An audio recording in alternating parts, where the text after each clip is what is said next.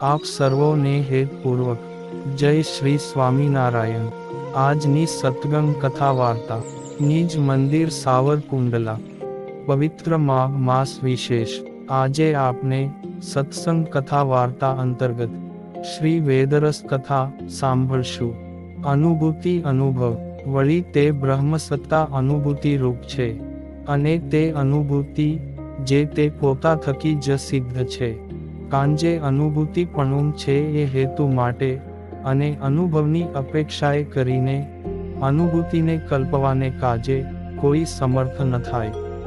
અને અનુભવ જે અનુભૂતિએ કરીને જ પ્રકાશવાન છે, અને વળી અનુભૂતિ જે વર્તતી સતી ઘટાદિકની પેઠે જે ઇન્દ્રિયો તેની પેઠે પ્રકાશવાન નથી દેખાતી ને અનુભવની પણ પ્રકાશક છે। જે અનુભવે કરીને અનુભૂતિનો પણ અનુમાન થાય છે, અને તે અનુભૂતિ રૂપ જે બ્રહ્મ તેને આશ્રિત જે અનુભવ તે વડે કરીને મુમુક્ષુને શ્રવણ જ્ઞાનના અનુભવને વિશે એમ જણાય છે।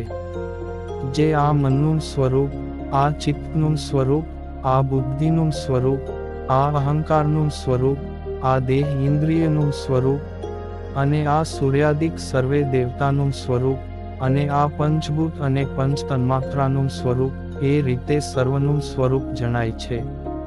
પણ એ અંતઃકરણાદિકને વિશે જે ભિન્ન ભિન્નપણે અનુભવ રહ્યો છે, તે અનુભવે કરીને પોતે પોતાની ક્રિયાને જ અનુભવે છે, પણ પરસ્પર એકબીજાની ક્રિયાને નથી અનુભવતા। તો એ સર્વે બ્રહ્મના સ્વરૂપને તો ક્યાંથી અનુભવે?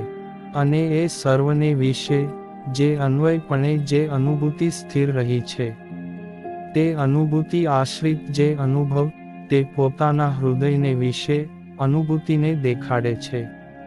અને દેહથી બહાર જે અનુભૂતિ આશ્રિત અનુભવ તે અનુભવ હૃદયને વિશે અનુભૂતિને દેખાડે છે। અને હૃદયને એ અનુભૂતિ જુદી નથી પણ એક છે, એ તો દેહ આશ્રિત વિચારે કરીને માંગી અને બહાર જણાય છે।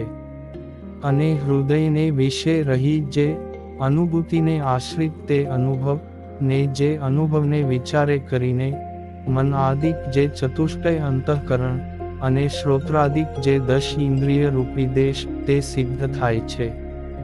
જેમ બ્રહ્માંડને સૂર્ય વડે કરીને દેશ કાળ આદ્ય મધ્ય ને અંત, ઉત્તર દક્ષિણ પૂર્વ પશ્ચિમ ઇત્યાદિક સર્વે દેશ નામરૂપ વિભાગપૂર્વક સિદ્ધ થાય છે, તેમ એ અનુભૂતિએ કરીને કાર્યકારણરૂપ જે અજ્ઞાન તે થકી ઉપન્યું જે પિંડ બ્રહ્માંડ તે સર્વે કાર્યકારણે સહિત સિદ્ધ થાય છે।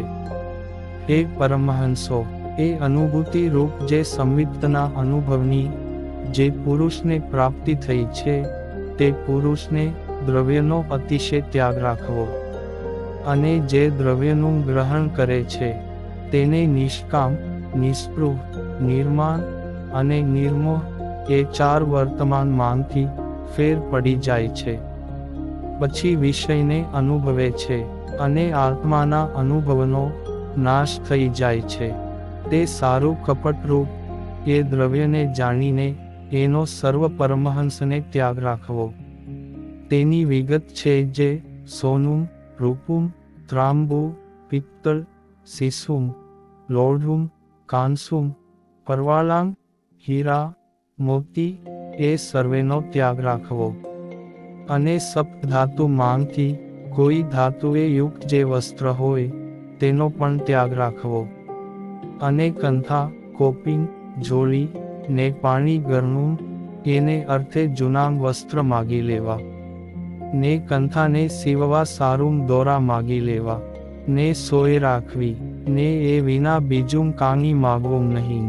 અને જે માગે તે સત્સંગની બહાર છે। ઇતિ શ્રી નિર્લોભી વર્તમાન સંપૂર્ણમ। અને હવે પછીની કથા વાર્તા આપને આગળના ભાગમાં સાંભળશું। અત્યારે આપ સર્વોને ભાવથી જય શ્રી સ્વામિનારાયણ।